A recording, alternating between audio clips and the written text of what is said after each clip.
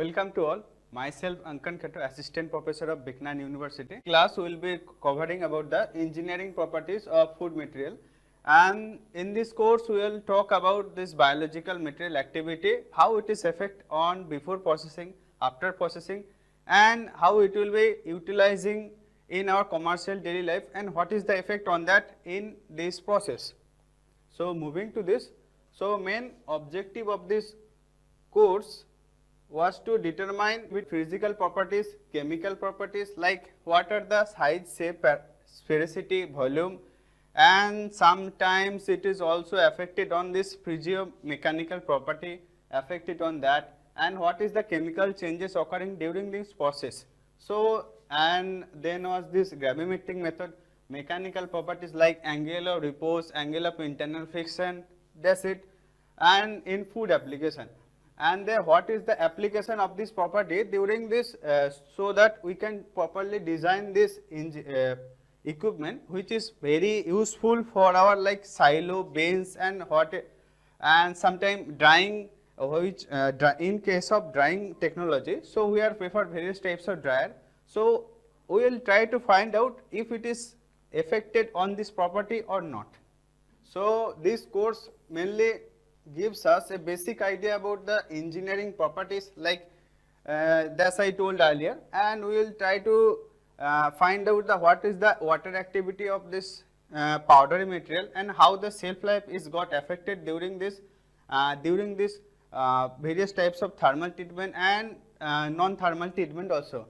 And we also try to identify and formulate some of the numerical approaches which is gives us basic idea about this engineering properties. So these are the main 8 topics that I segregated in this 8 category. First property we will talk about this physical properties, and then second was this chemical and structural composition of food material.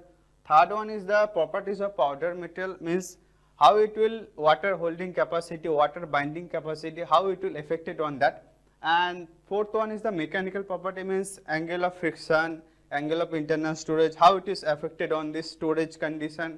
So in storage of food grain material, we are following the first in first out. So what is the main criteria behind this first in first out property? So how it will be like dependent on this mechanical property. In rheological property, we are trying to find out what is the changes in viscosity of food product, mainly for gel type product, paste category, and jelly type material, and this what will be the effect on that and how it is analyzed. Thermal properties like specific heat, enthalpy, and so on. Electromagnetic properties like dielectric property and dielectric discharge. If we know this, we can easily know this how much amount of electrical charge we can apply for this particular food product. And the last one is the hydrodynamic properties, means airflow property, what is the terminal velocity and how to determine the settling velocity of food product. So in introduction part, like we are trying to discover this physical attributes, means size, shape, sphericity, volume, surface area, and density or porosity.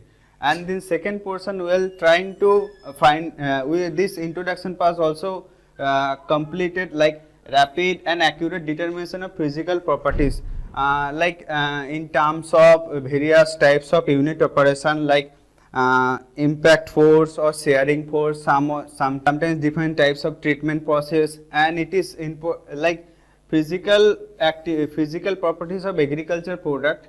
So how that is quality parameter got affected on this property, we will also try to find, and this chapter also gives us basic idea. So as this written here, like it is also important for drying operation, storage of food material, and cleaning of food product, and sorting, sometime transportation of material, proper aeration or ventilation, means when the food product are stored in a container, so that time airflow is required to maintain this respiration rate. So it is also very important to know what are the physical properties of food product that will affect on this aeration property so that its shelf life will increased. And first come to size. Size means screening, especially screening are the main instrument, main process which we can use for separation of solids and separation of various types of product, or sometime segregation of frozen material. And in case of like screening, there is separate various types of part is also there, like we can use for grading for fruits and vegetable, means segregation of fruits and vegetable based on their size, shape, color, etc. And even quality of food material, how it will like based on appearance we can segregate it, like class 1 category, class 2 category, extra class category, so that we can basically segregate it on this quality parameter also. Like in fluid flow properties, we can this property gives us this heat transfer and mass transfer calculation process. So when we want to calculate this heat transfer coefficient, some mass transfer coefficient, there is physical property also is very important, because this thickness of this material, suppose is to be L, is required, and what are the thickness means what is the length of this material, what is the width of material. So it is very important to calculate this heat transfer and mass transfer calculation. So that's why it is written. It is also directly known size of this material is very important if you want to calculate this. So these are the example.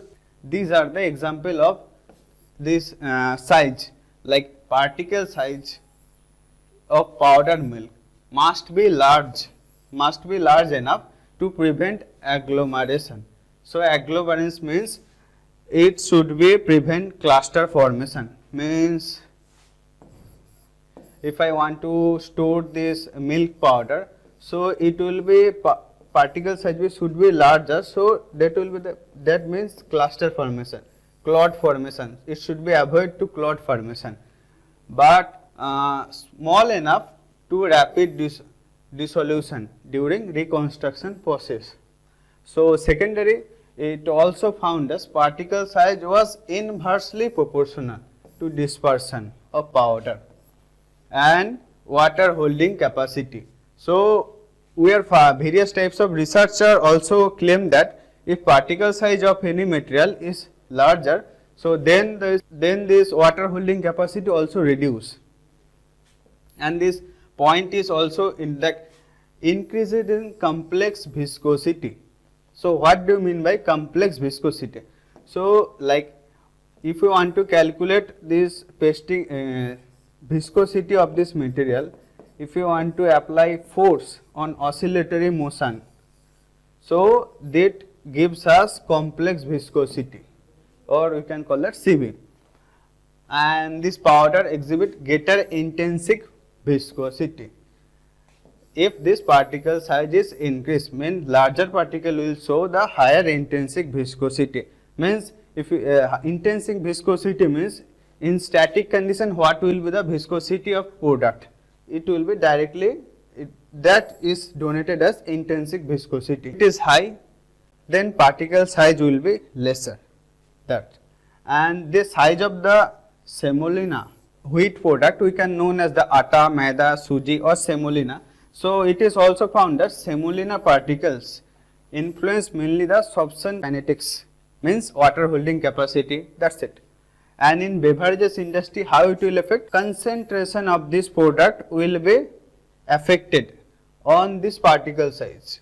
What is the uses of this size parameter? Like in porous particle, it can be calculated with the help of millimeter, that we can denote it as millimeter.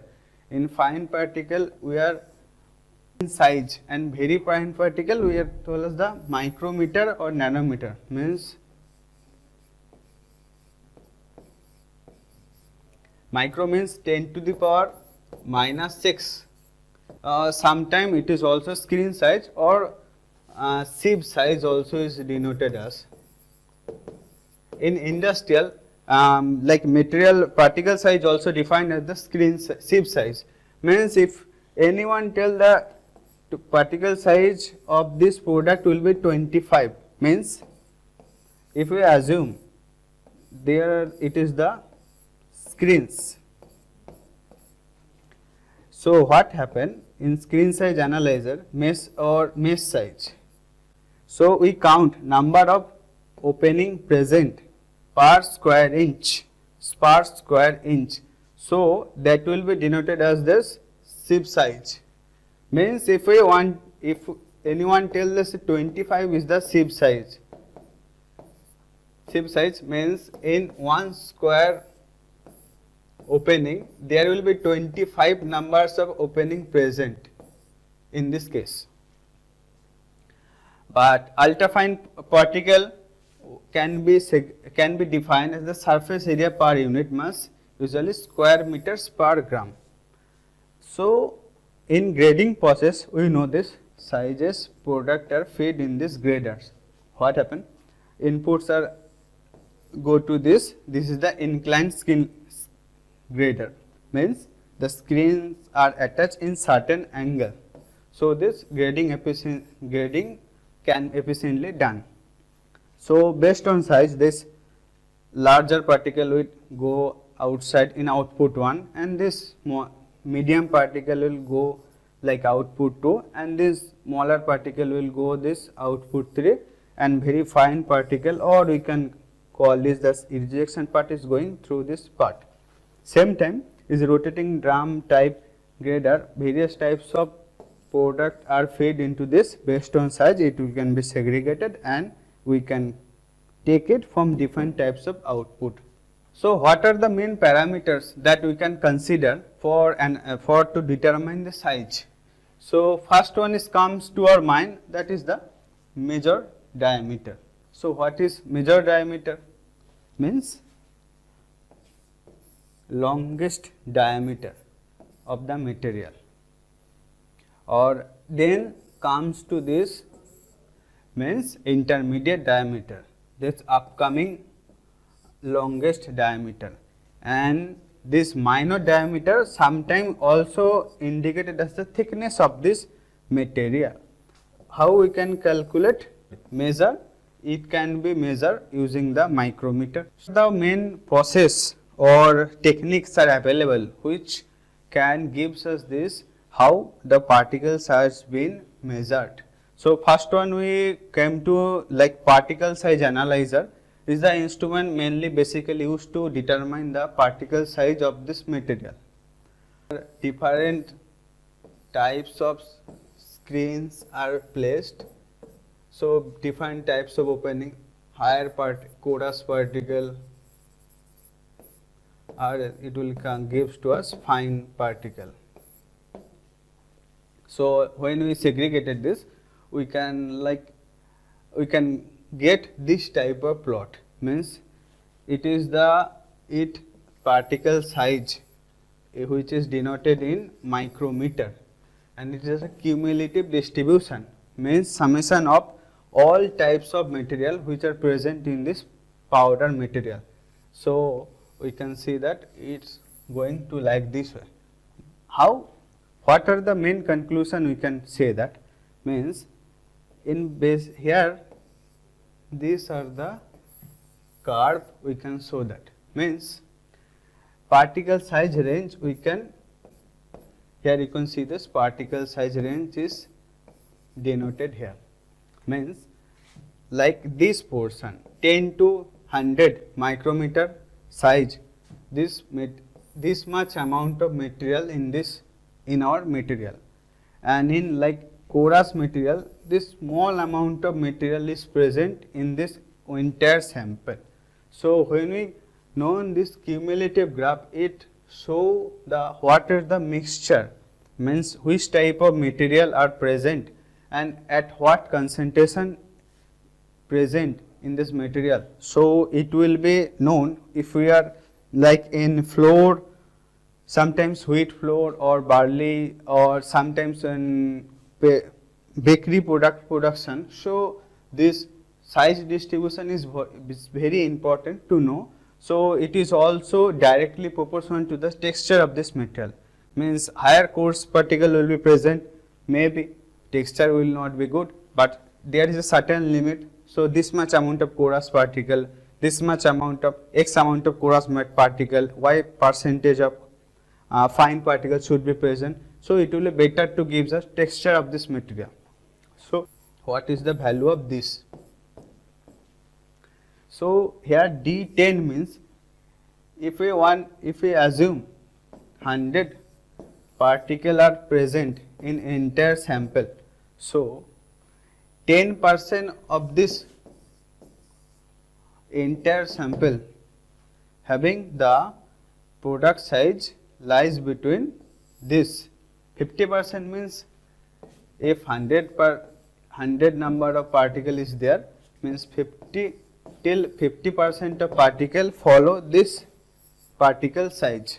D90 means 90% of this material should follow this size, and it is also sometime also denoted as D5 by D3, means D50 by D50 30. It is the ratio which is sometimes used for to calculate how this material is very interlinked with each other, what is the composition and what is the particle size distribution of this entire material present on that.